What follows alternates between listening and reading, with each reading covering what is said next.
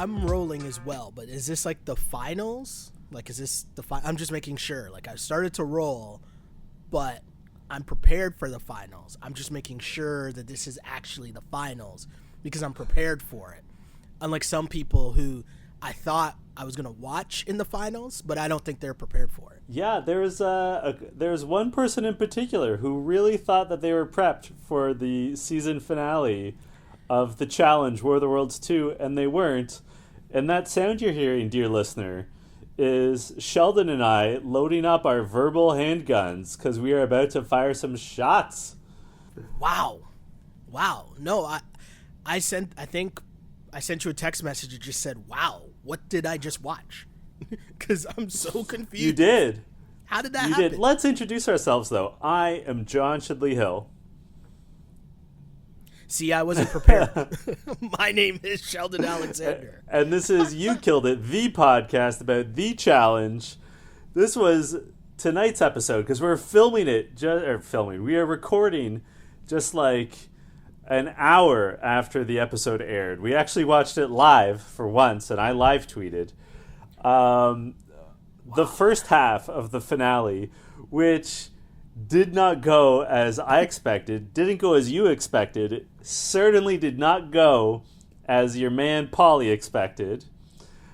Off the top, we have a bit of a recap of where things are at, and I just want to say I really love that 5 of the 6 members of Team UK are not British. They have...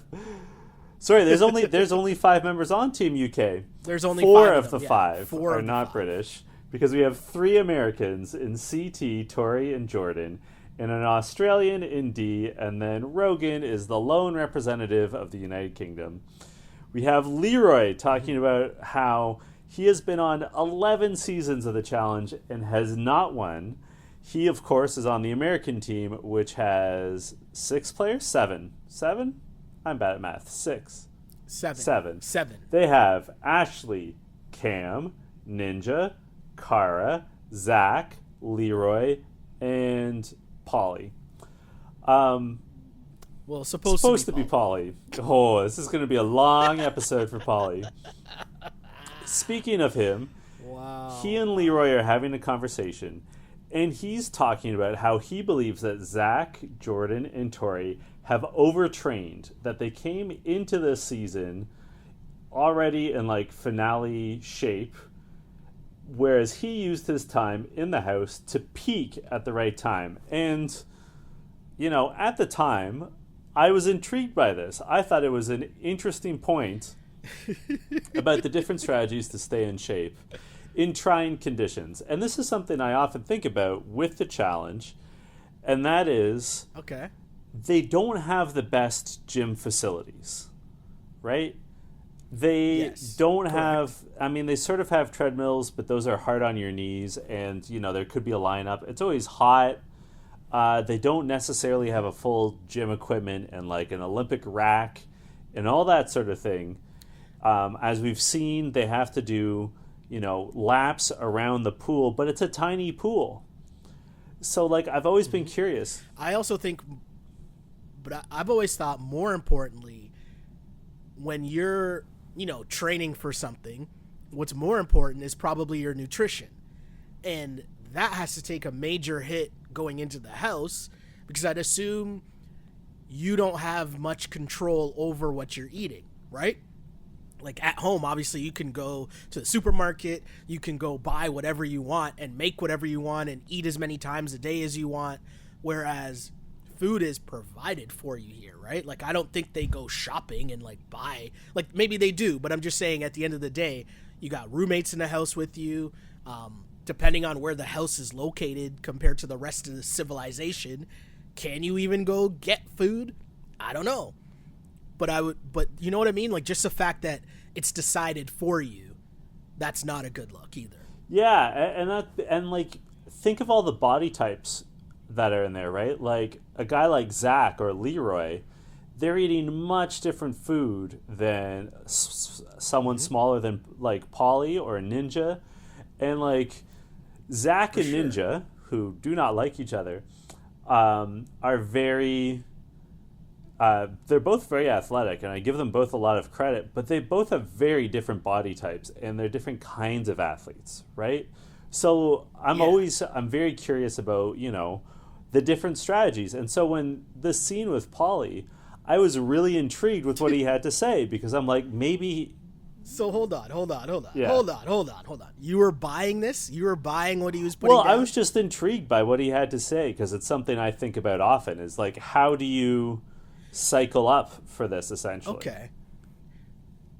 So here's the thing, because I was taking him in, and I'm like, that's a pretty interesting point. And I swear to you, this is not hindsight. I honestly thought, even if that is the case, there's no way that I trust Paulie to be that smart and calculated to actually figure that out in the way that he did, where he's saying, I've plotted it out so that, I planned for week to week so that I'd be peaking right now at the perfect time. Like, even if that was the case and it was possible, right? Because I took it in a way that you assume you're going to gain more weight just because you're not eating as nutritiously, maybe, or as nutritious as you would be outside of the house. So I took it as, you come in all trim and cut and in like the best shape, but you're going to put on more weight inside the house just because you can't control what you eat. That's how I took it, that was my assumption. But either way, I was like, there's no way this dude plotted that out that well. I also wondered how much of his strategy revolved around making sure he never saw an elimination. Because if you think about it, Tori and Jordan have had to do a lot more like physical things than anyone else, which is going to affect you one way or the other. I'm going to keep it 100 with you, John. I honestly think it was just something that sounded good in Paulie's head, and he said it. That's entirely possible. And I mean, I'm saying that now after watching the episode, right? Obviously, I'm saying that part now, but yeah, it just sounded good at the time. It was a good sound bite. He probably tested the material on Kara, and she's like, yeah, say that. Yeah, I mean, you might be right. Like, I'm not going to deny it, but I was just... Oh, hold on. You mean you're not going to defend Paulie? No, I'm not. In fact, I have to say, not defending Paulie is probably the nicest I'm going to be to him tonight. Wow. But fair. In all seriousness, like I said, it's something that I've often thought about, and hopefully the next time we get to interview one of the regular contestants on the challenge, we can ask them about that, because I'm intensely curious. Sorry, there's one other thing I wanted to point out about that scene, though. Because correct me if I'm wrong, but doesn't Paulie say Tori, Jordan, and Zach? Yeah. Am I wrong there? Said, so you're chirping your own team? How does that make any sense? Yeah. Like, I need an explanation on how that makes any sense. Like, you're obviously crushing them, saying they didn't plot this out. They think they're so smart. But now you're in the final, and Zach is on your team. I mean, we also don't fully know the context. It's entirely possible that Paulie was trying to justify wanting to get rid of Jordan and Tori. True. So that's fair. Zach... Let's keep this Zach, moving. Let's keep this in confessional, restates that he is angry with Kara and Paulie because he believes that they have actually helped the Brits get better and hurt the U.S. by playing sort of a scared game, by insisting on putting their alliance ahead of keeping strong players. And basically he's saying, like, hey, if we had Jordan and Tori on our team and got rid of, say, I don't know, Ninja and Ashley, although he doesn't seem to think badly of Ashley, but still, like, he's basically saying we could have had those two on our team and instead we're against them. That's basically his argument. And he's been making that case for weeks now. You're a producer. I'm curious. What did you think of that animation of TJ as an angel?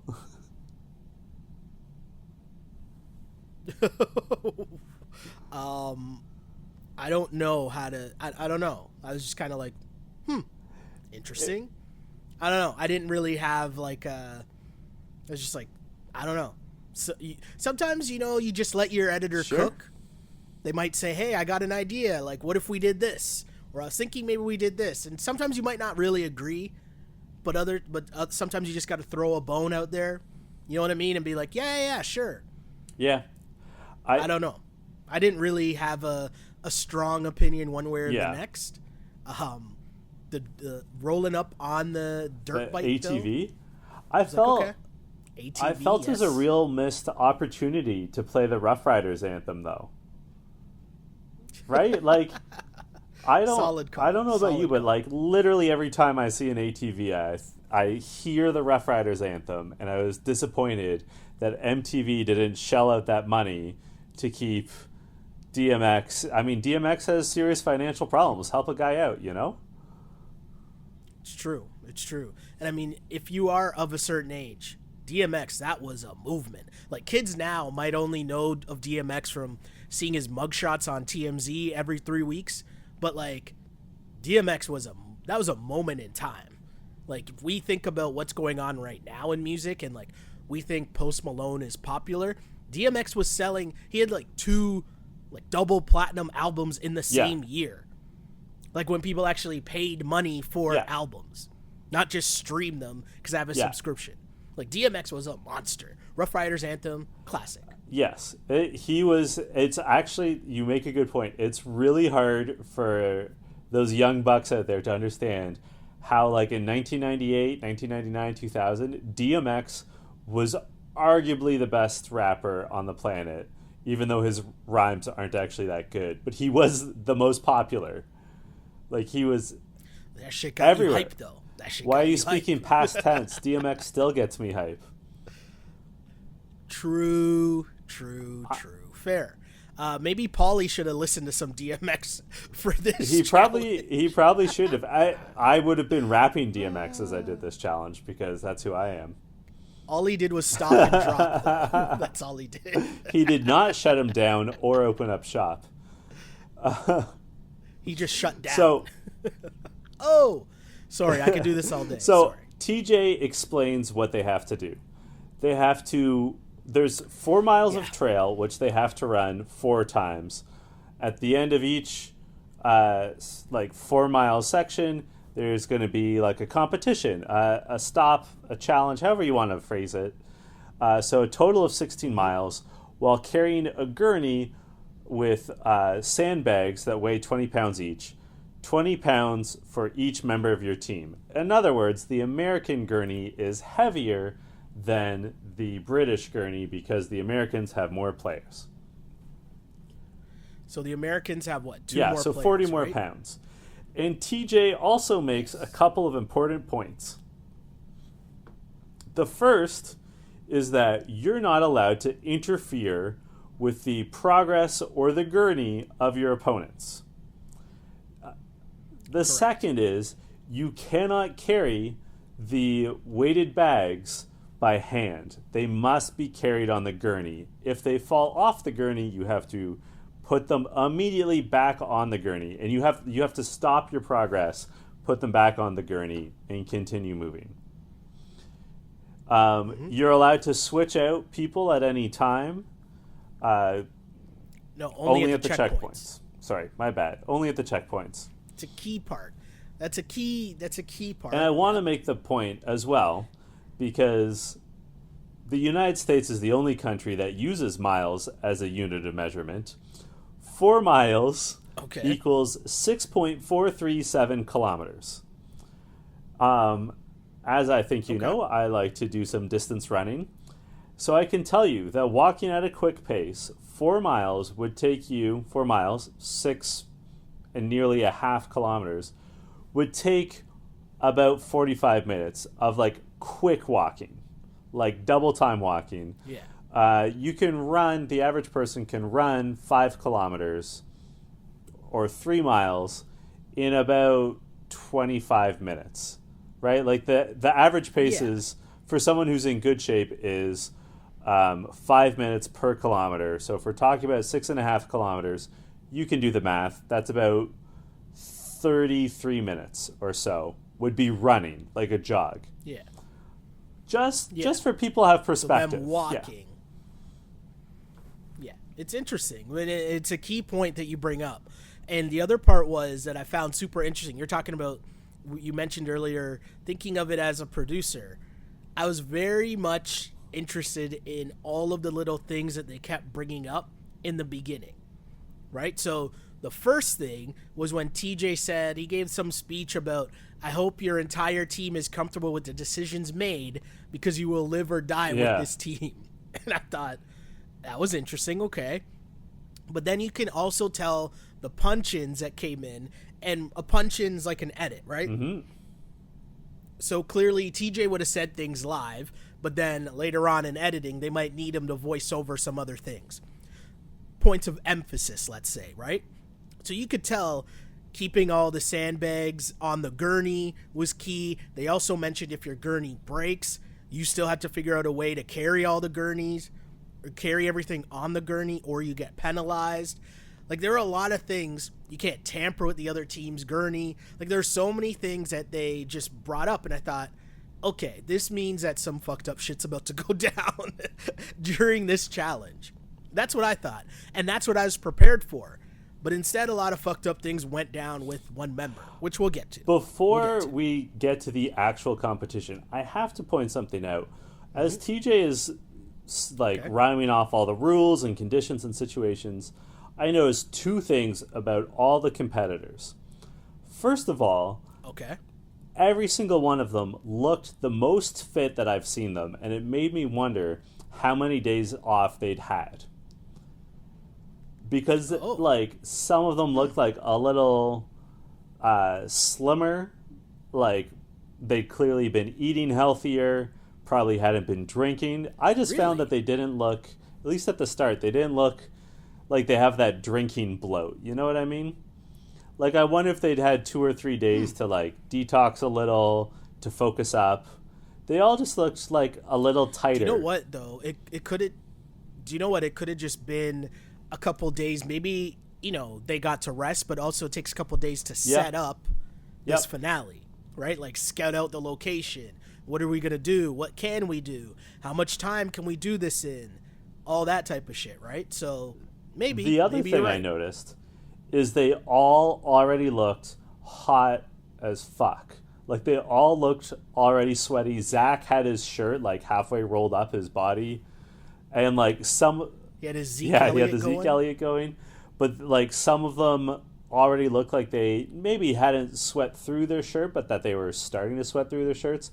They hadn't, beyond being on that truck and walking from the truck to the position... They hadn't done anything, but they already looked not tired, but hot. Did you notice that?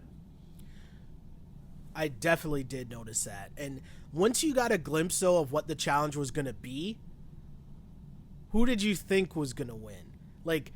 Did you realize that having more people, what did you think of that? Did you think that was a benefit or that would be a detriment, having extra people? That's a good question. I think that... Before we start... I think that if I were the producers, knowing that imbalance, I would make day 1 benefit one team and day 2 benefit the other. Correct. Yeah. So totally I feel that. I think that this first day was actually set up to benefit the Americans, having people that they could switch through.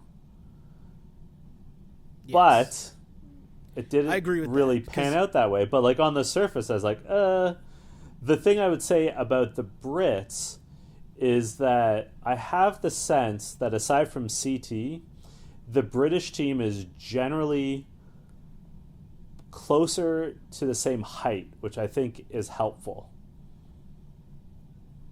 That part is true. So if we get to the act, once a challenge starts...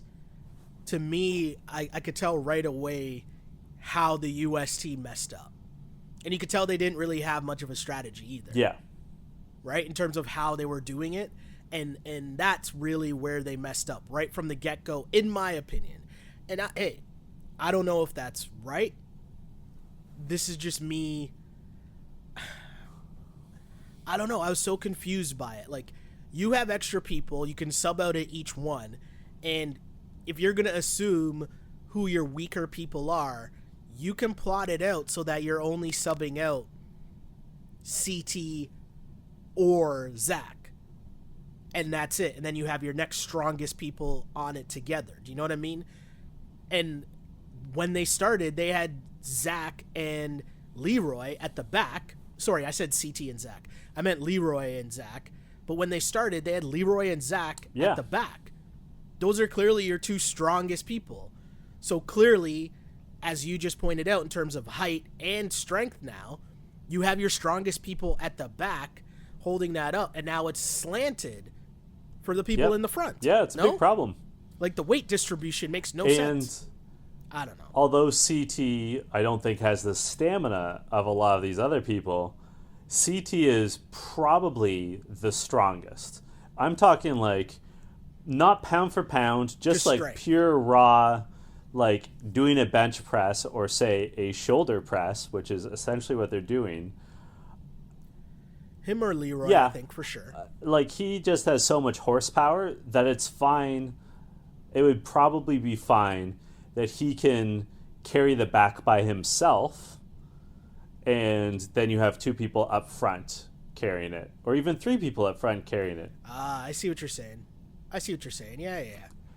No, it's interesting. No, you make a good point there. And the one thing that I thought going in that might help you having less people, it just means you have less decisions to make, right? And so, like, your mental is already set, like, okay, I got to carry this out. And the assumption's already made that Tori and D are just going to rotate, right? So if you're Rogan, you're mentally prepared that, hey, chances are I might have to do this whole thing, right? Like, you're mentally prepared instead of the flip side of that, which, you know, let's say you're carrying it and you have way more people. In the back of your mind, you're like, well, I just need to get to this next point because then someone else can carry it. But maybe that someone else sucks. Maybe that someone else isn't strong. And that mentality might have been a factor here. I don't know. I think so. But let's get into the actual thing, how it went, how you thought it kind of went down. I mean, the UK team got out early, and we talked about the strategy in terms of who was carrying it first, right? And they had Tori and Jordan in the front, right, with CT and Rogan in the back. And if you go to the US team, they had Paulie and Killicam in the front. And then in the back was, as mentioned, Leroy and Zach. Now, this is what I'm talking about in terms of your strategy off the front end. They had to have some idea of the stamina of everyone around by this point, no? Yeah. So, did it make sense to have Paulie go right away? Right? Like, you have Cam go because you're sure that Cam is your strongest female. But if you know that at some point you're going to split up Zach and Leroy, wouldn't you have Paulie not go first? I don't know. And, hey, maybe I'm thinking hindsight here, which definitely I am, because I'm probably taking any turn to take a shot at Paulie. But I don't know. It just seemed really weird off the front end. And I think the mentality of the UK was just better off the front end as well, because they weren't really as stressed out about who's passing who's cutting who off. They were just kind of like, we're going to go at our pace. We're moving. And that I think one of the big differences, and I will say, I knew this was going to be an issue. Like, I think I even mentioned it last week. The Brits are way nicer to each other and more positive. 1,000%. And early 1,000%. On, the Americans were, like, positive and supportive of each other, but, like, bare minimum, you knew that Zach was going to get mad at Ninja. But also, there's a lot of other combustible elements on that team. Kara, Paulie, Ashley, like, those people are all capable of going off. Even Leroy and Cam, if, like, the circumstances are right, can, like, really lose their cool. But Zach versus Ninja obviously was going to be a problem eventually. And frankly, we didn't really see it as a problem in this episode. But the Brits really had the right attitude early on. They get to the first station first. It's called. I actually didn't catch the name. What was the name? The name of the coconut toss? I don't know. They had these catapults, and they had to launch 3 coconuts into a basket using this catapult. Basically, immediately, Jordan and CT are like, "We got this." They have their teammates loading it up, and they're just sort of like slamming it down with their hands. Despite this, Zach immediately, when the Americans arrive, leaps onto it at first before they realize that they can just push it. I just want to say, Zach has incredible ups. Like, did you see how high he got? Yeah. Honestly, I was super impressed. Like, really, really impressed. And I was just like, first off, I thought it was a little extra. The challenge was called Leverage Up. Weak name. But anyways, two things here. One, as you mentioned, CT and Jordan kind of are like, don't worry, we got this. The other benefit of the UK team is there's a clear hierarchy in terms of leadership, right? Like, Jordan is going to try to take charge, but you also know CT is well respected as well. So in terms of the strategy, it's going to go through those two guys. Yep. Right? And Rogan's okay with that. Tori's obviously good with that, and obviously so's D. On the flip side, Paulie's going to have something to say, but you also know Zach's going to have something to say, and they don't really get along, first off. That's your first issue. Then you just have spazzes that are not going to help, but think they're helping by talking up Kara, Ashley, right? Like, so the dynamic of the two teams is just another issue right away. And as shown by Zach trying to do like a huge, like, I don't even know what you call that move, but it didn't really seem to work. But then they quickly switched strategies and copy what the other team was doing, and that seemed to work more. And they weren't really that far behind after the first checkpoint. No, right? They were neck and neck.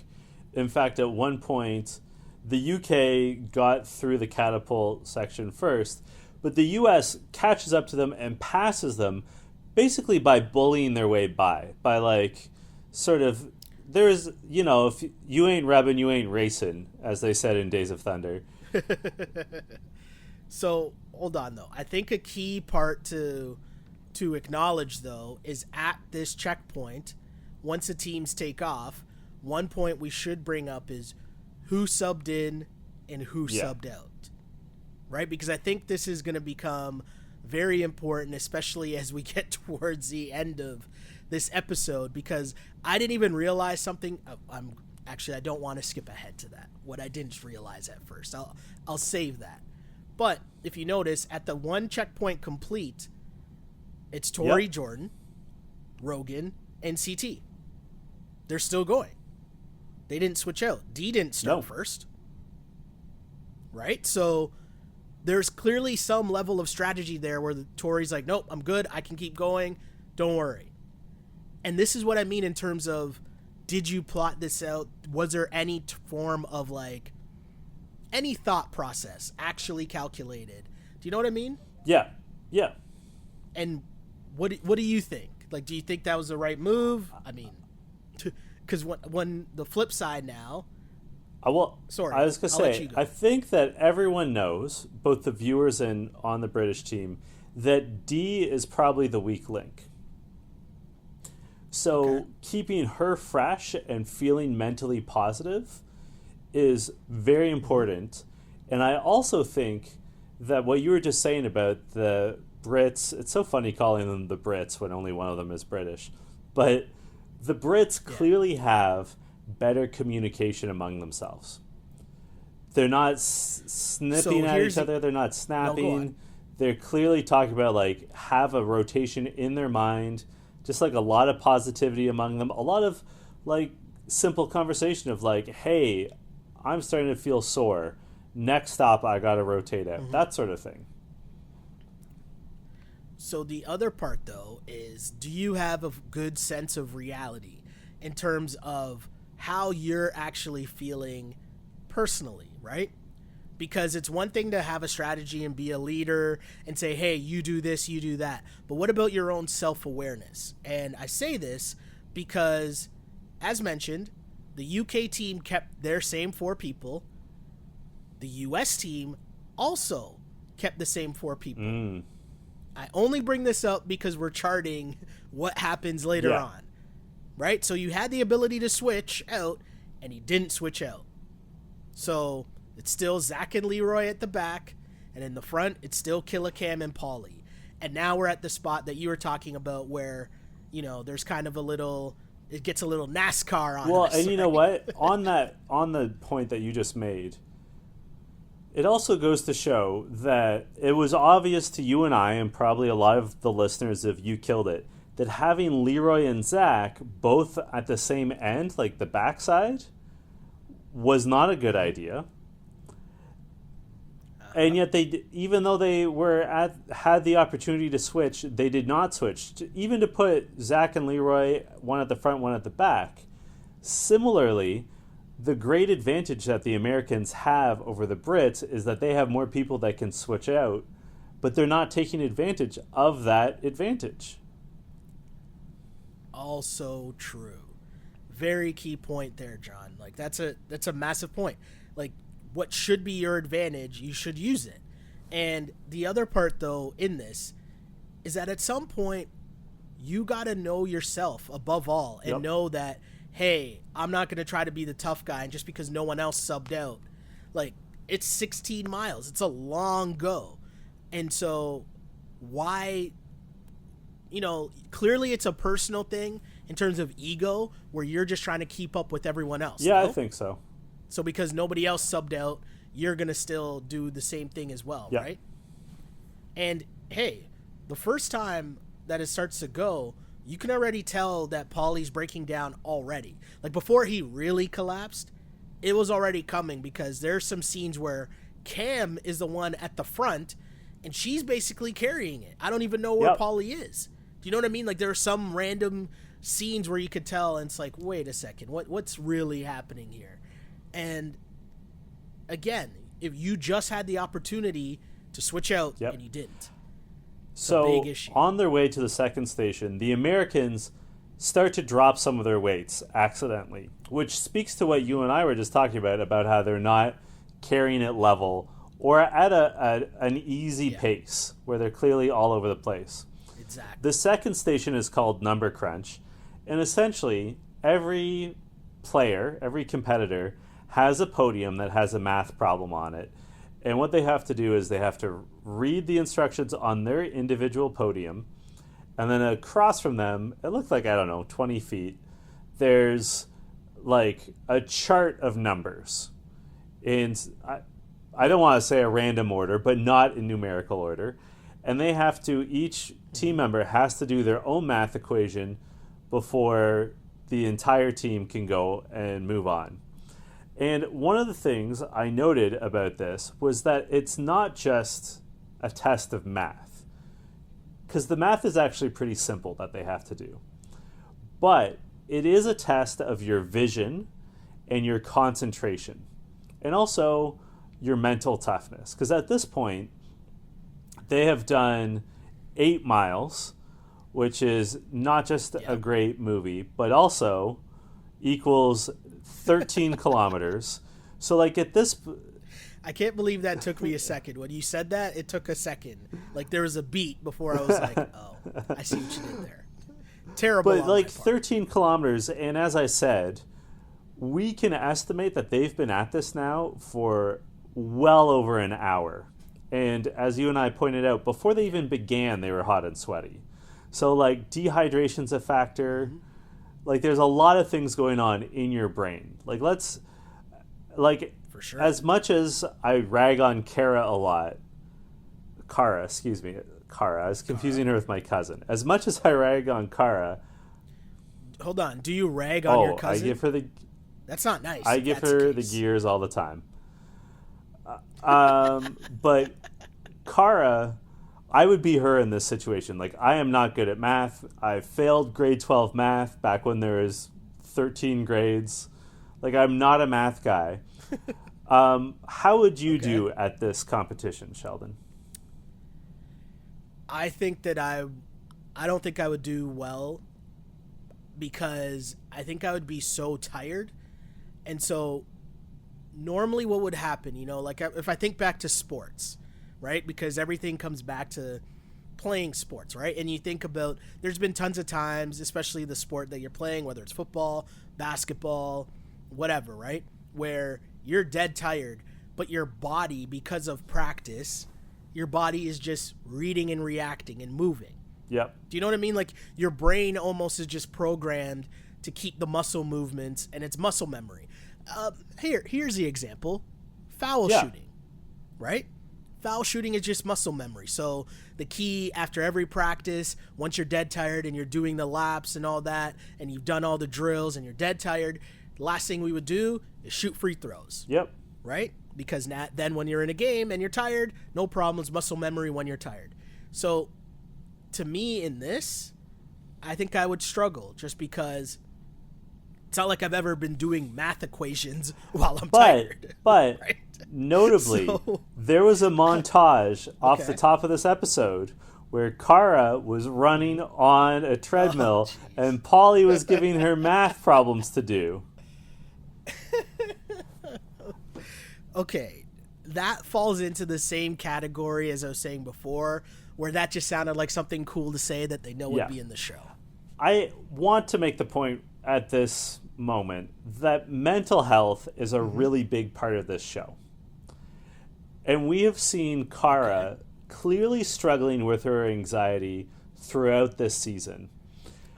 Because at least politically, it's very safe to say that Polly and Kara have been in the driver's seat politically on this season, right? Like, we agree on that. I think everyone agrees on that. Correct. And yet, she has been super anxious, right? She's been feeling really insecure, really on the edge. And you can see it here. She starts crying. She's freaking out. She is not pulled together mentally at all. Well, now it's also about how you deal with pressure, right? Because you could be the best athlete, but then in pressure situations, it just doesn't click. And now you add in the pressure's getting to her, and she's tired, and like, I don't even know. I'd be like, the numbers would all be blurring together to me. Like I could see myself struggling in this because I'd be so tired. I'd be looking at it and I'd be distracted by everything else that's going on around me. Then add in the pressure. Then I can't even see the board to try to count what's going on because I'd also assume that while I'm counting, I can hear other people counting, and now that's messing me up. Like, I can easily see how I would struggle in this. So I wasn't really crushing anyone for struggling. I thought the key in this part was how much you could focus, but then also how your team was reacting to you if you struggled. Yeah, that's a good point. That's a very good point. I thought that was because your team can either be helping you out, or they can be adding more stress to you in the situation. And I felt like, for the most part, the U.S. team was adding more. Like, they didn't handle Kara struggling well at all. No, they did not.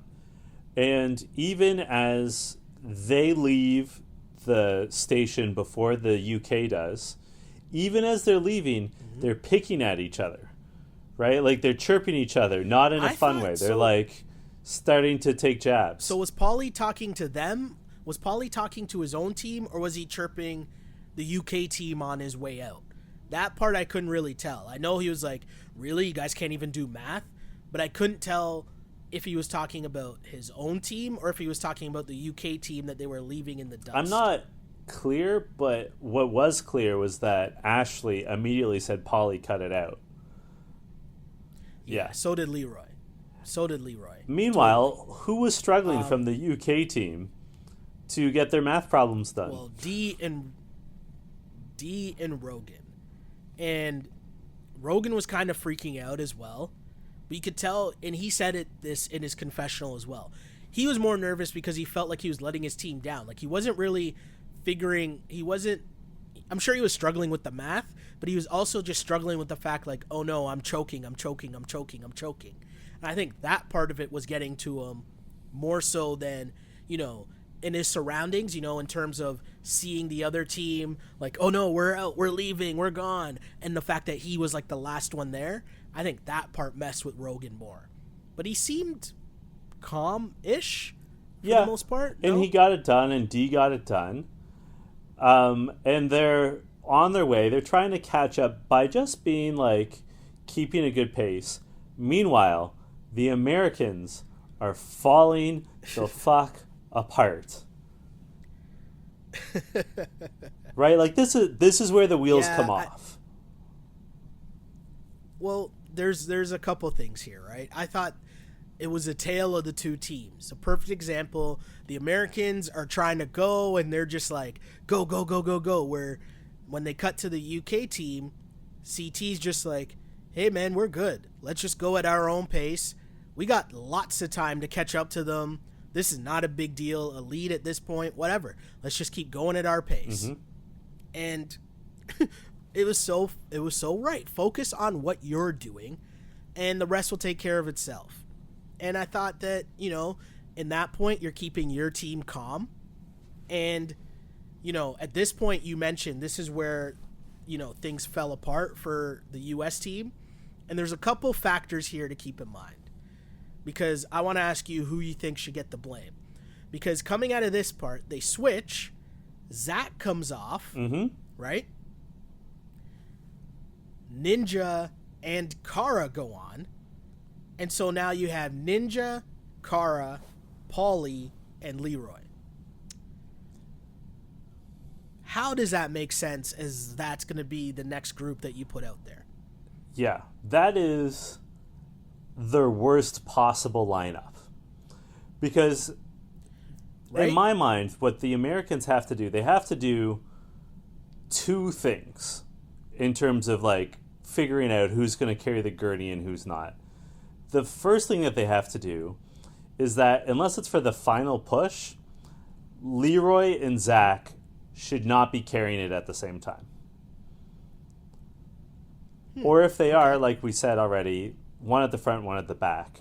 Second of all, you want to hide your weakest players, which means don't put Kara and Ninja on at the same time. Exactly. But here's my other thing, though. You have to strategize who are your stronger people, right? So it's pretty obvious, would you say, that Zach and Leroy are clearly stronger than Paulie? So why would... Go ahead. Why would Zach get a rest before That's Paulie? A great question. Like, wouldn't it be evident that Paulie would need a rest? Yeah, but who's going to tell Paulie that? And so here's a point that I want to make. I might have to go back and rewatch this, but Paulie says that Ninja is struggling, so he jumps in to help. Like, I thought Paulie was in the middle of a break. Like, that's the way I read this scene. And that he jumped in to help. You mean, hold on. No. Like, as soon as they leave the math checkpoint, Paulie is on there. Zach's not. So Paulie stayed on. Oh, okay. As soon as they leave the checkpoint. So, again, Kara finishes, right? She finally finishes after, almost losing it. And shouts to sidebar here a bit, but shouts to Jordan and Ashley in their confessionals because they're really funny at this point. Like, Ashley's like, you're in your 9th final and you can't do math? Like, what is happening? And it's a precursor to what's going to happen. And I also thought it was just funny that Kara's answer was 0. Yeah. I also thought that was kind of funny. But, yeah, right from the beginning, it's Paulie and Leroy at the back and Ninja and Kara. And again, same strategy as you mentioned. Ninja and Kara are the weaker people. Ninja and Kara are the shorter people. And you put them at the front, so now Leroy and Paulie are carrying it, but now it's like, do you know what I mean? And you got to think, too, about it's not even just carrying it on flat ground. The people at the front, they got to turn, they got to duck down, they got to... Yeah. Do you know what I'm saying? So that's huge. And now you have your two arguably weaker people. Like, I don't know if Ashley's stronger than Kara or Ninja, but either way, it should be Cam with one of those people. Absolutely. No? And as we keep saying, Zach and Leroy, if they're carrying the gurney at the same time, one should be at the front, one should be at the back. In other words, then you have one of the women at the front and at the back. Right? Like, you want to keep them physically as far apart as possible as well. Totally agree. So, totally agree. It's just, it's a key point I had to bring up because we're keeping on. I think it's important to continuously monitor the decisions being made here and why we saw the downfall of the U.S. team in episode 1. Yeah. The Americans are yelling at each other, as you said, mainly getting frustrated with Kara and Ninja. And the Brits catch up. They're right behind very easily. And the Americans, it's now on a narrow path. And Paulie is now at the back of the gurney. And he's so set on being a dick to the Brits and blocking their way that he's shoving Ninja into Ashley, who in turn is going into the bushes. And Ninja's going into the bushes. Like, what the fuck is he thinking? Yeah. And there's a turn... There's a point where the Brits see their opening, they go by, and CT goes, choo-choo, train coming through, and he shoves the entire American team into the bushes, one-handed by himself. I know it was a stupid thing to do. The Brits eventually get penalized for this, but we talk a lot about how the most impressive thing in the history of the challenge is the infamous Johnny Bananas backpack, where CT carries a struggling 180-pound man in Johnny Bananas on his back. But shoving 600 pounds of people and weights one-handed while he's carrying a gurney is maybe more impressive to me. Like, I know they're already off balance, but to shove 4 people and, Paulie estimated that it weighed 300 pounds, the gurney, because he said he was 150 and the gurney was twice his weight. To shove at least 600 pounds over one-handed while carrying something else, that's incredible. Also not missing a beat, right? Like, it's not like they stumbled past or anything like that. In all seriousness, what did you think of that as an athletic feat? Because we know competitively it was stupid, but athletically, what did you think? I thought it was also just funny. And, I was more impressed at, that being the reaction to Paulie just really being a jerk. Because Paulie probably was wasting more energy trying to stop them from passing him, as opposed to just letting them go past and worrying about yourself and worrying about your team. Because as you mentioned, he's also shoving Ninja into the bush, which also means you're shoving Ninja's balance off, which is now adding more weight to yourself. Yeah. No? So that also made no sense in terms of what Paulie was doing. But also, the U.S. team is also just making no sense because they're struggling. At certain points, you see Leroy just carrying it by himself. Then you see Paulie just carrying the back by himself, and he's yelling at Ninja because he's carrying the whole thing. And I just never saw those strategies in terms of, Paulie and Ninja at certain points were, lined up back-to-back. Not back-to-back, but, one in front of the other. Right? Which kind of seemed really awkward, as if they were in the middle with the bars on their shoulders, which clearly wouldn't work because it's too wide and no one's shoulders are that wide. But you could see them just struggling, and that's what kept slowing them down. And at another point, they tried to carry it in terms of having their arms, their body in the middle, and them just carrying it. That didn't work. But all these adjustments that they're trying to make just gave the UK team enough time to catch up. because they just kept up at their own pace. And the funny thing too, while Paulie is like chirping them, Jordan's just laughing, which is the perfect response. Totally. But he throws him into the bush. Paulie is such a jerk. It's so funny. Like, he pushes him into the bush. Like, what are you doing? And she even says, Paulie, stop. You're throwing me off. And then Kara says, Paulie, stop. And he's not listening. And what a great way to twist the ankle of one of your teammates. Yeah, like, it just wasn't a smart move. And again, and I know what happens to the UK team for sure. But I also think CT did that kind of like as a mental move, more so than an actual like, hey, strategy, I'm going to throw them off and drop them, right? Because, again, I feel like for the most part, the UK team was worried about what they were doing, the pace that they were on, and not really focused on what the US were doing, whereas clearly the US was all about, hey, we got to, well, not the US, Paulie was all about, hey, we got to stop them. But, so yeah, CT pushes them, which makes the UK get off to a great, great little boost. But I have a question. When did the penalty come? The penalty came after the next checkpoint? Okay, so let's get to the checkpoint first, and we'll talk about the penalty. Yeah, let's get to the next checkpoint. So at the next penalty. And at the next checkpoint, they have each competitor has 3 coconuts that they have to try to throw into a basket. If they make the basket, they get to move on. If they do not make a basket, they have to eat classic gross challenge food. In this case, a scorpion and a live grub in a shot glass. As I always say, eating bugs or gross shit is where I would do badly on this show. Like, I'd have a real problem with this. Oh, okay.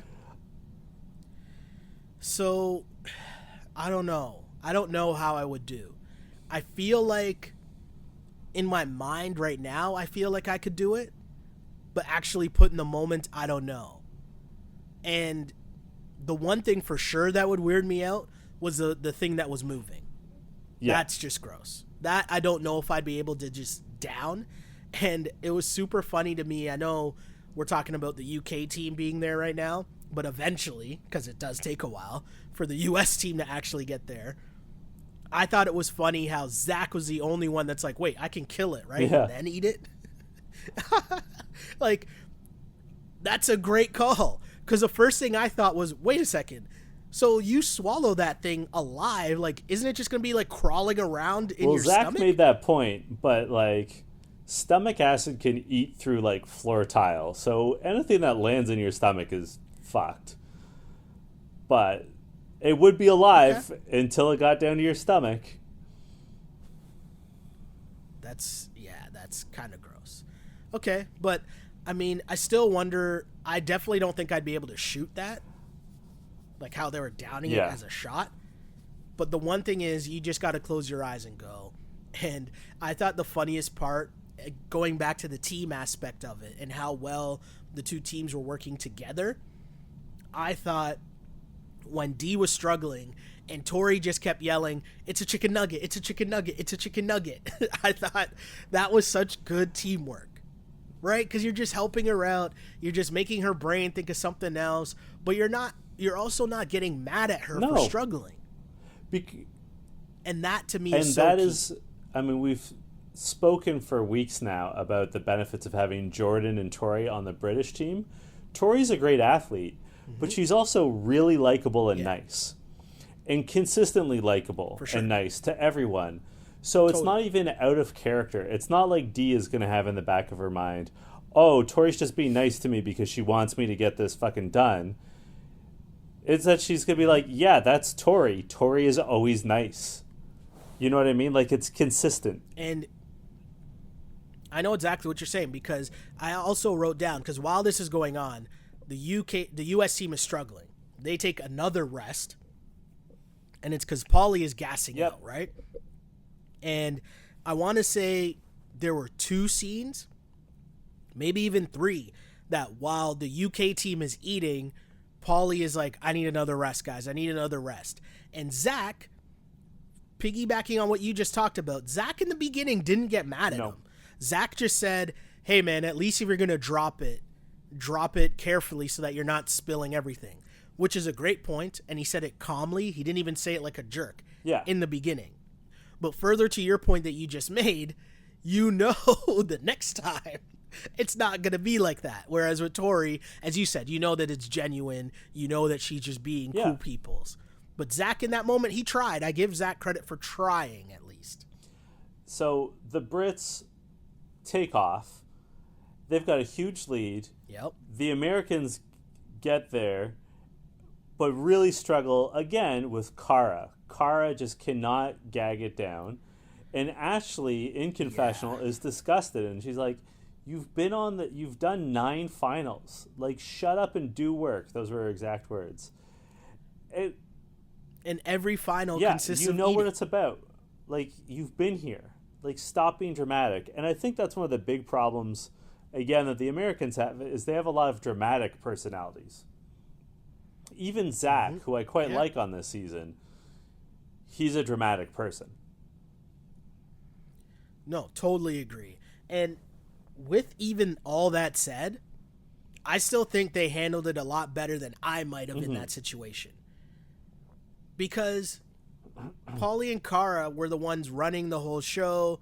Paulie and Cara were the ones running the whole show, but also just talking such a big game. And so now to be in the final, again, if you're Cara, and we talk a lot, John, about how, oh, well, if you can't swim, in between shows, go swimming. Learn how to swim. Oh, if you can't run, train more. Come back into this season.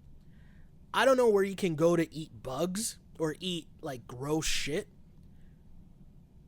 Bugs might be difficult. But you can definitely figure out a way to just eat crazy-ass shit that tastes terrible. Absolutely. No? And one thing that if I were in their shoes, I would keep in mind is the producers of the show aren't going to give you something to eat that would harm you. Right? Like, they've done their research. True. Their insurance won't let them give you straight up poison. Right? It'll be unpleasant. And you even heard some of the Americans say, the scorpion doesn't taste that bad. Exactly. Right? It's just the thought that it's a scorpion. But it, which also makes Tori, it's a chicken nugget, make more sense. So the Brits are chugging along. They're doing well. And who should they find in the middle of their path but TJ, who says, hey, we made it clear that you were not allowed to interfere or with your opponents. CT, we've rolled back the tape. You clearly made physical contact with the American team. We have to hold you for 10 minutes. You have a 10-minute penalty. What did you think of this? And so, 2 things. One, I thought, first off, CT's upset. He's mad at himself. He thinks he cost himself. And this is how good of a team he has. The rest of his team is just like, CT, man, it's okay. Don't worry, man. It'll give us a chance to rest. And he's the one that's like, no, forget rest. That could cost us $250,000, right? And it's like, he's not wrong. Do you know what I mean? And it was just an interesting dynamic to see that even in that moment, their team was still working well together, even though it was blatantly his fault. And he was the most upset at himself. But he didn't take it out on anyone. No, not at all. Not at all. But the second thing is, didn't Paulie mess with them first? So where's the line here? Like, I know Paulie didn't. Go ahead. No, I was going to say, like, didn't Paulie the whole thing when he was trying to block them off? Like, what's the difference? So what's the line here? Because Paulie made contact. He just isn't as strong as CT. But if he was as strong as CT, it makes me wonder, like, wouldn't he have done the same thing? Like, is CT being penalized for just being stronger than Paulie? But as I noted earlier, between the first and second station, when the U.S. passed the UK, they really bullied by them. Like, there was physical contact. So, like, Yes. it's not just Paulie purposely trying to keep the American gurney in front of the Brits so they couldn't get by, but the Americans really did, like, bump past the Brits. I totally agree. Which leads me to my conspiracy Oh, theory. shit. So as a producer, I'd be watching this and I'm like, okay, they're crushing them. Like, it's not even close. They're beating them by a lot. Now, we were going to let this slide because both teams did do it, but you can't argue that CT was a little bit more egregious than what the U.S. team did. So we could get away with giving them this penalty to at least make it closer. Plus, also, it's just more dramatic to have TJ just pop out of the bushes and stop it and be like, wait a second, guys, 10-minute penalty. Like, it just added some more dramatics. And so I wonder if as a producer, you see what's going on and you're kind of like, okay, this is getting a little too out of hand. Let's try to even things up a little bit. Yeah. It's conspiracy theory, only more fueled by the fact that after said 10 minutes, the U.S. team is still nowhere in sight. So how far ahead were they? Right? Like, that's crazy. Oh, yeah.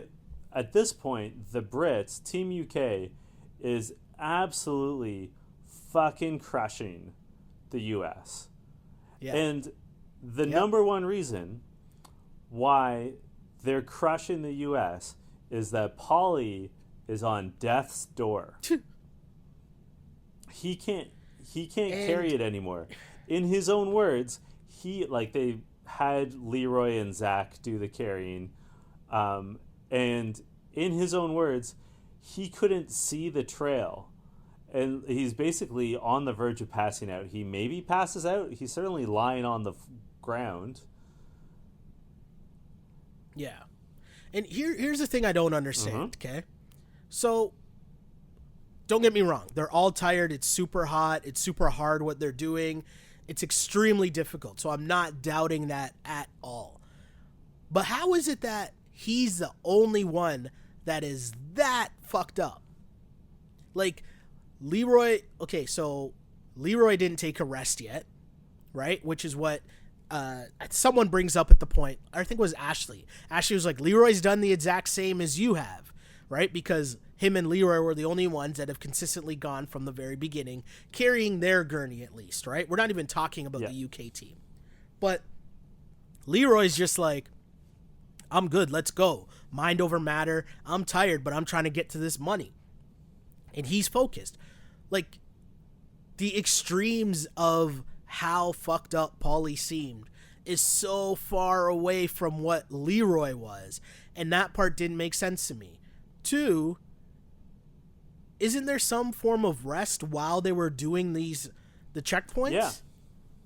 Do you know what I mean? Like, weren't you using the checkpoints to kind of like gain some more energy? So how do you go from doing nothing at the checkpoint, right? Because you're just either standing there and eating or sitting down and eating, to you can't even walk? Do you know what like, that just made no sense to me. And we skipped over the part where Kara continues to, struggle with eating and she threw up and she's crying and being all dramatic, that it actually even made me question, like, is she being this extra on purpose? Like, I know that wouldn't really make sense, but I was just trying to search for an explanation because I didn't really understand what was happening. Because they asked them to do this most base level thing.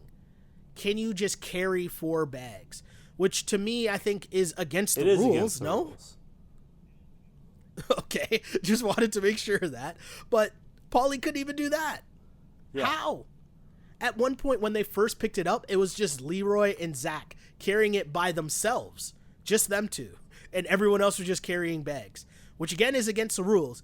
But how is this possible that this is what happened? Like, Ashley and Ninja and I guess Kara at one point decide to take Paulie's bags from him that he should not be carrying because it's against the rules. Like, he can't even, like, I don't want to shame them because they are, like, I think in great shape and impressive athletes, but you're having Ashley and Ninja and Kara and Cam, all of who are smaller people than you, carry the weights. Like Paulie said in this episode that he's 150 pounds. He's definitely the largest of those 5 people. And yet they're carrying all of his weight for him. But also, so they end up stopping, like, yet again. And this is when Zach finally gets mad, right? And he's, like, yelling at this point. He's saying, you guys wondered why I was getting mad about keeping weak players? Well, here we are. And sadly but truly, I have a revelation here, John. Paulie and Kara are the weak players. They are. Like, that's... Right? So, the whole time they were talking about keeping around the weak players, well... They are the weak players. So they were just keeping people on the same bell curve as them, I guess, right? Because this makes no sense to me. Kara struggled mightily, and the only person that looked worse was Paulie, which if you told me before this challenge started, I wouldn't have even believed you. But also, the way that the team is handling this, like, Leroy hasn't even said anything. Like, Leroy doesn't even seem that mad, which is stunning to me. Cam was just like, hey guys, come on, we gotta go. Kara, you should just leave him. Let's go. Cam's vote was to leave Paulie to die in the jungle. Which I thought, I know she didn't do it like for like haha giggles, but I thought it was fucking hilarious that she was like, no, leave him to die, we gotta go. But it was also like she was making a very good point because she's thinking he's gonna quit. So if you're going to quit, we'll take the penalty, but we got to keep going. So us all standing here waiting for you doesn't make sense. If you're going to quit, which is actually a great strategy by Killa Cam, no? I mean, dealing with what's in front of you. But it just made no sense to me to see Paulie like that.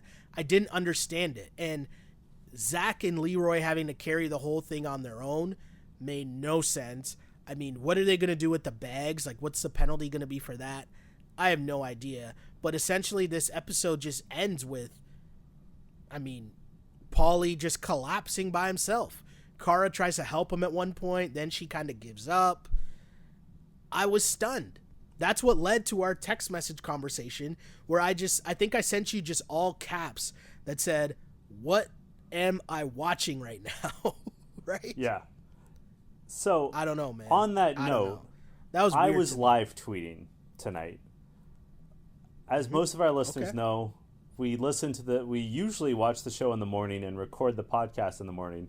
But it just so happens that you and I were able to record it pretty much live.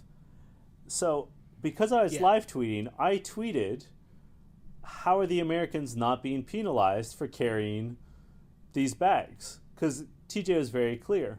Okay. So we got some responses that I'd like to read out.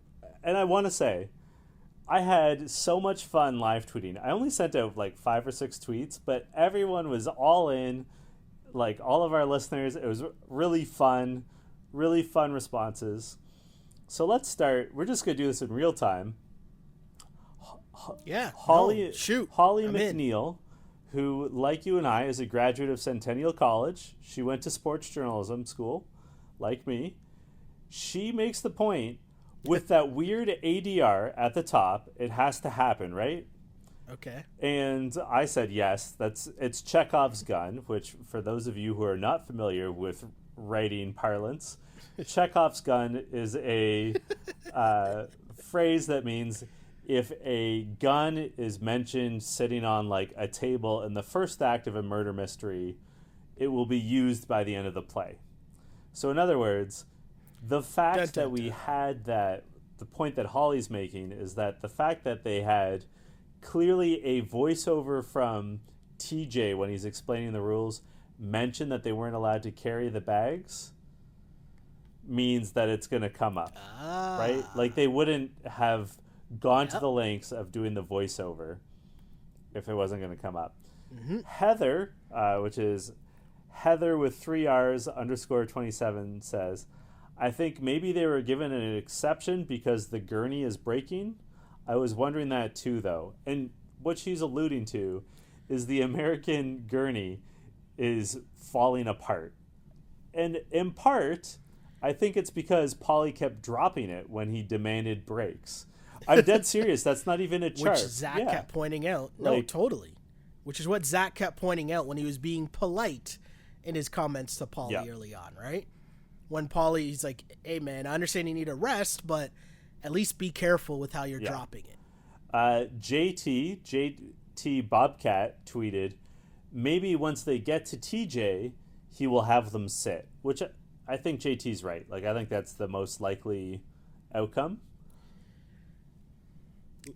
You mean like when they get to the point where CT and them just got theirs? I also think, and you can speak to this, you would know better than I would.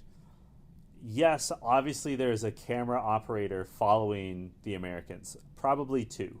Maybe a sound person. Although, and a producer. That's my question. Is there a producer with them? Definitely, yeah. And I mean, maybe in this instance, because, I mean, different workplaces are different now in terms of how you staff, right? And like different industries, if you're unionized, you can only do one job. Like, for example, right? Like some broadcast, you can't be a producer and an editor, right? You're only an editor. But in most places, you're freelancing and you could be a producer and a camera person. So on some level, one way or another, I would assume that there is a producer with them. Maybe that producer is also being an audio person. Maybe that producer is also being a camera person. But without a doubt, they would definitely be a producer following one of the teams with one of the camera crews, for sure. Okay, because my question was just, or my thinking was that maybe the producer in charge is not with the Americans and they're waiting to radio or get in contact with that producer to then turn around and say to TJ, hey, we have to penalize the Americans. So I just scrolled back. I turned on the episode and scrolled back while you were doing a wonderful job in taking comments, by the way, and reading topics and all that fun stuff. And TJ actually says, when he's breaking it all down, he gives the explanation of the gurney, and he says, you may not have anybody carry the bags. Again, you may not have anybody carry the bags. And then says, you guys have to carry the weight on the gurney. Explicitly says in the rules. You have to carry it on the gurney as it was given to you. If you break any rule, you will get a time penalty. So, and listen up. If anything happens to your gurney or it breaks, you won't get a new one. There you go. So, and that's when they went into what we were talking about before, right? If you intentionally damage the opponent's gurney in any way, you will be penalized. Or the team that gets it done first, So that's where I thought this was all going, right? Because I thought, that's a weird thing to say. Like, if you try to sabotage the other team's gurney, I was like, okay, that's... Or, I just thought of this. What if they say the gurney broke when CT pushed them? Yeah. I don't think it did, because they didn't drop it or anything. But like, I think that's the sort of situation they were trying to anticipate.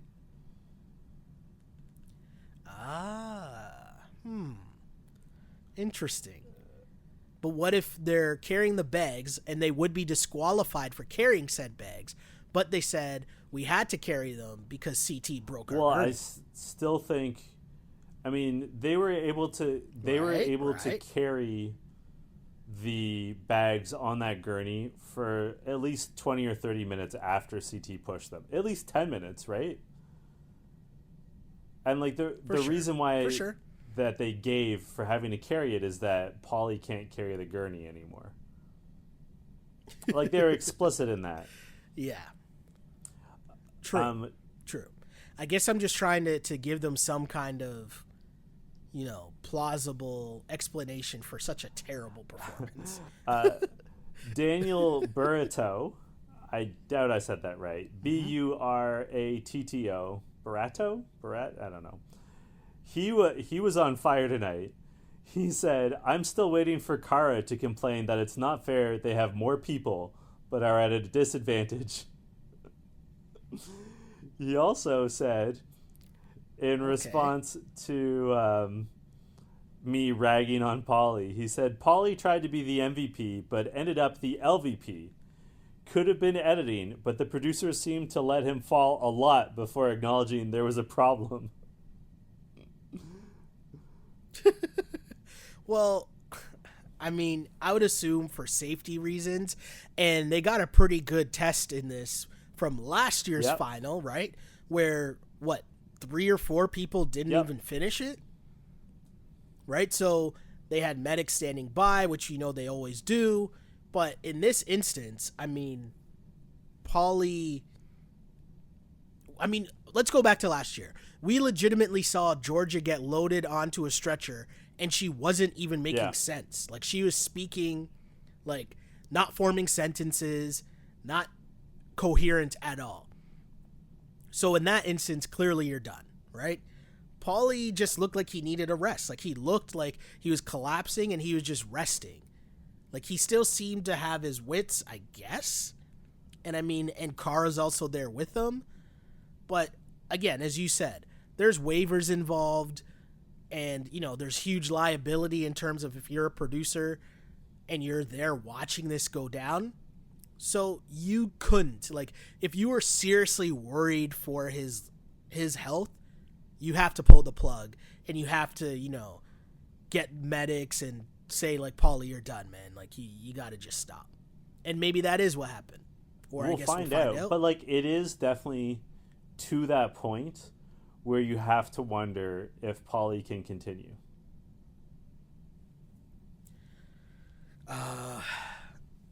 I mean, definitely. My guy couldn't walk. Like, it's not like he was struggling to carry the bags or carry, the gurney anymore. He couldn't even stand up. Like, all they needed him to do was walk. And that's way different than what was going on. Because remember, go back to last year's finale, and they were, like, trying to ride bikes in the sand. Like, they were trying to do, like, a difficult task at the time and couldn't continue, right? All Paulie needs to do here is just walk. Yep. No? Like, am I being, like, insensitive here? Am I being too hard on him? Like, normally when we see people gas out, they're, like, climbing up a mountain. They're, like... Do you know what I'm saying? Am I being too hard on him here? I don't know. I found this, like, super odd. I found it odd, too, for the reason that you were saying earlier, that no one else seems even close to his level of fatigue. Yeah, that's the part that was super weird to me, too. I totally agree with you. No one else seemed even as close to as fatigued as he was. And that part is super weird. And I don't get it. I really don't get it. We could say, like, oh, he kept stepping up and should try to, like, make up for Ninja struggling or for Ashley struggling. But the Brits were going at a faster pace, obviously, because they're in the lead, and don't have that option of switching out, really. Like, they can only switch out one person at a time. And none of them are in this kind of dire straits. And here's the thing. Even if you are carrying the more weight, like there's 40 pounds more on their gurney than on the other teams, on the UK team, again, the reminder, at this point, Paulie doesn't have to carry the gurney. He just has to walk. And, like, sure, it's 40 more pounds, but they, like, that's for competitive balance with the Brits. So... yeah. And as you said, they didn't use their advantage of being able to switch out. Not as early as they could have. Very odd. What was your line of the episode? My line of the episode isn't even anything crazy, to be honest. And I don't know if this will have the honor, John, of being the name of this episode. But it's very early on in the episode, and it just cut to an exterior of the house. And you hear someone sniffing. You hear someone go, "You smell that? I smell money." That's CT. He was focused. He was locked in on what was at hand, what was in front of him. I smell money. I liked CT when he made his bucket to avoid having to eat the scorpion. And he goes, "Buckets, brah." Like, just full. That was pretty good. That was good. Bostonian. I have to ask though, who killed it for you this week? It's kind of a tough question. Come on, we know it's pretty obvious. There's no MVP. It's got to be an LVP, and Paulie is definitely the LVP, maybe of all LVPs this season. And I know we've handed out a few this season, but this is a pathetic performance, and not because he gassed out, because we've seen people gas out before in finales, right? We know finales are tough. As mentioned, last year we saw a bunch of people gas out and they couldn't even finish. So it's not even that. And you know what, John? It's not even the fact that, as you mentioned just now, no one else seemed even remotely as close to as tired as Paulie was in this episode. You know what? It's not even because of that. But I'm going to use an example that I've used earlier on in this season of the challenge, right? And sports fans might remember this reference. Basketball fans will definitely remember this reference. And I go back to Game 7 of the Eastern Conference semifinals, and one Joel Embiid crying as he walked off the court. And do you remember this? Do you remember we had this conversation? And I said, I understand people crying in sports. It's a thing. It happens. You put your blood, sweat, and tears into everything, and this is like the highest level you can get to in the world, that you might get to in your life, and seeing that trickle away might lead you to be emotional. But my answer to Joel Embiid and my answer to Paulie is that guy can't do that. Because when you talk that much trash, when you have so much to say and put everyone down the whole time and talk that talk, you can't be the one to gas out. Someone else can gas out. Anyone else can gas out on your team. If Leroy gassed out, hey man, you know what? Maybe I just can't get over the hump of making it to the finals. If Zach gassed out, man, you know what? I just couldn't hold my own in this. I don't know. But Paulie, he cannot gas out. Not after all the shit he talked to Josh. Not after all he did to mastermind getting out all these other people that he said were the weak links, right? That didn't fit in on his alliance because he was calling the shots and this was his year to win. That guy can't gas out first. First. Not even gas out at all, but first. Before anyone else. No. Not that guy. LVP, Paulie. LVP. You did not kill it. You got killed. Yeah. You know what? That is the perfect note. That is the perfect way of putting it. That he did not kill it. He got killed. There's nothing I can add to what you just said. Paulie put in such a terrible performance. And it's like, it's not just him gassing out. It's, like I said, the American gurney is all like twisted and messed up, probably largely because he kept dropping it.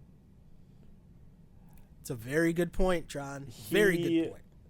He is ostensibly, theoretically, the leader of the Americans.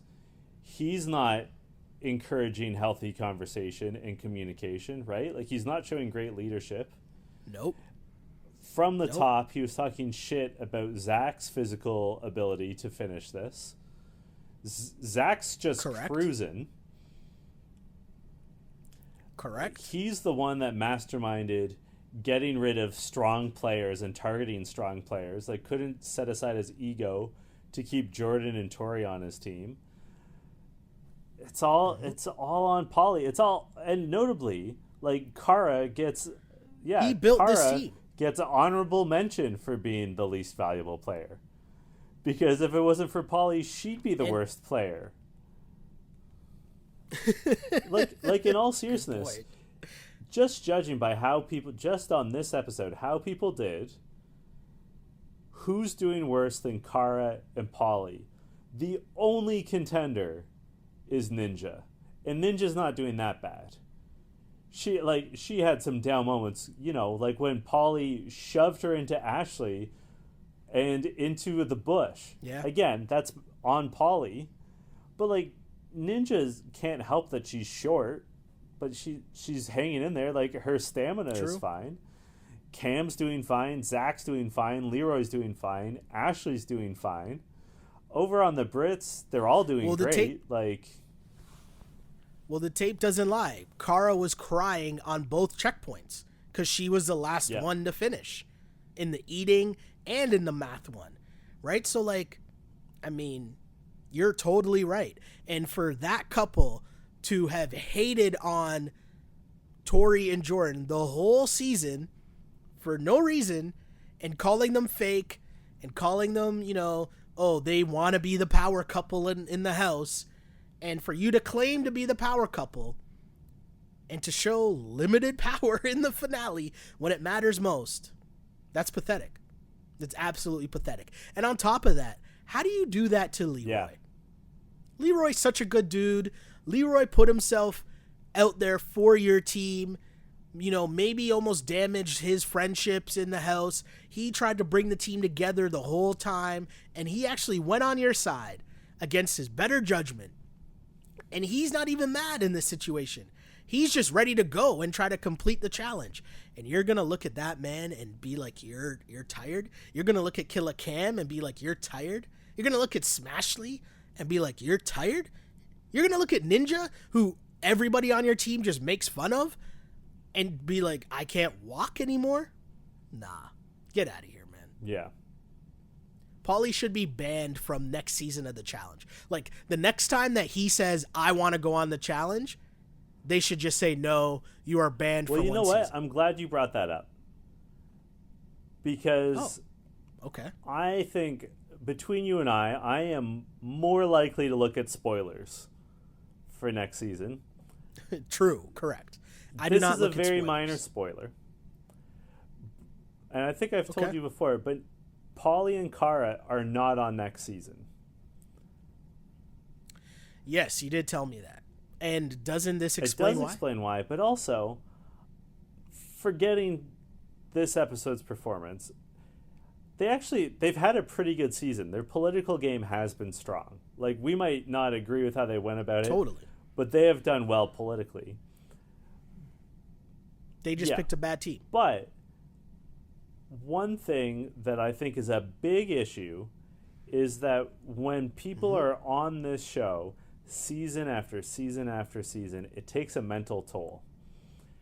And I think we really see it in Cara at this point. And I think we really see it in Polly to some extent. That they're not in a great place mentally. And, like, they annoy me by moments. Although I've liked Polly a lot more this season.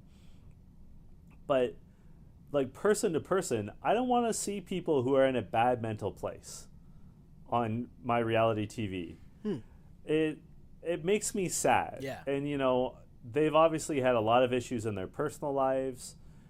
And I'm honestly very glad that they are taking a season off to gather themselves and maybe re-examine what they're doing and just taking a break. Like, I think there is just a ton of value in that, and I'm glad to see that they're doing that. Like, I'm really, really glad that they're taking next season off. Not just because, like, I need the break, but as human beings, for their own happiness, I'm glad that they're taking that break. I'm going to ask you a question here, and I don't know the answer at all. I don't look at spoilers, so I don't know what happens next. And obviously, they do such a good job of editing the next episode on that they don't give it away. But is there any chance that Paulie and Cara win? I mean, like, I'm not saying that the U.S. team doesn't win, because obviously the U.S. team could still win, because as you mentioned, maybe day 2, it's geared more towards the other side, right? I don't know. But from what we're seeing right now, is there any chance that Paulie and Cara... I imagine he's going to have to withdraw. Don't you think? Okay. Like, I don't see... given this state, like, to be realistic, the producers have to have a medic look at him at this point, right? Like, for insurance purposes, the medical team has to look at him. Like, there's no doubt in mind. Zach even says he's got to leave on a stretcher. Like, there's, I mean, if someone is that loopy and that out of it, you have to, for legal reasons, do something about it. And if that's the case, I think he's done. Like, I don't see how they can be like, all right, yeah, do this again tomorrow.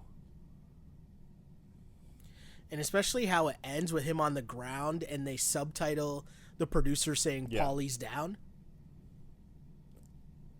I mean, so I think he's done. And, like, does Kara have, like, what's Kara's decision? Okay, your boyfriend is getting carted off. Well, the other key point to remember, right? Because as you mentioned, they don't just say something for no reason. We know that TJ says for both teams, he only has room for 4 people on each team for the next part. So that's a key fact. That's a key point right there. And if we're going along with this, you could see Kara being like, you know what? I'm going to go with Paulie. We're out. You guys go on. Maybe. I mean, that might be the stand-up thing to do. No? Yeah. It's interesting. Where can the good people find you on social media? Please, people, I beg you. There's so much going on in this episode that I said to John, I can't even believe what happened, so I'm here for all the takes. Hit me up on the mentions, on Twitter at Shell Alexander, or on Instagram at Sheldon Alexander. And there's so many comments and stuff, people already going in and commenting on the challenge, and I don't know this for sure because I feel like either Wednesday nights the Raps have been playing for the majority of this season, so I've been in Raptorland, but the challenge currently, this is hours after, the challenge is still the number 3 trending topic in Canada right now. And the Leafs played tonight. Jason Spetz is number 2, Dwight Howard is number 1 in Canada, trending topics. So clearly this struck a nerve with some people. Hit us up. We want to hear from you for sure, and we'll read some of those comments next week. You can find me on Twitter and Instagram at jchidleyhill. And I want to give a special shout out to longtime listener Rob Tenniswood, who sent me a string of messages on Instagram during tonight's episode. He had assumed that we were watching it in the morning. So he says, incidental contact, no flag on the play. And then in brackets, this will make sense when you watch the episode in the morning. Merry Christmas to you and your Sheldon Alexanders, and a happy Festivus for the rest of us.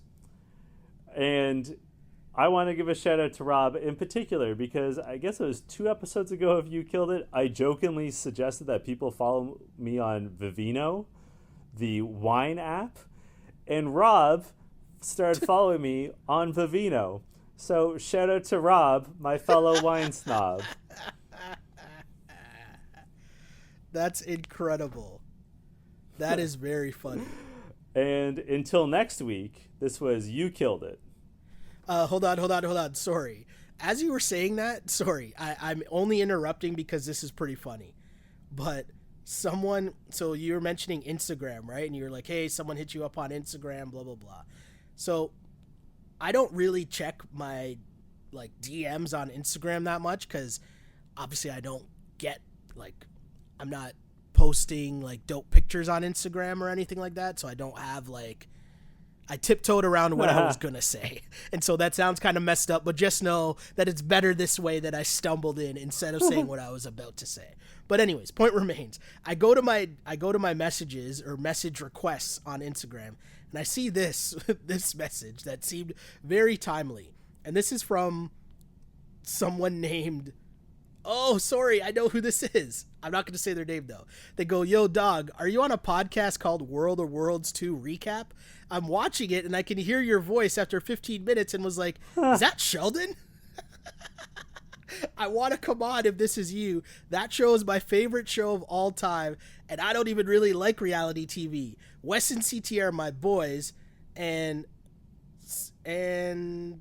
my girls, Cook, Emily, Jenna, are my favorite girls. That is completely random. Key question, completely do random. I know this person? No.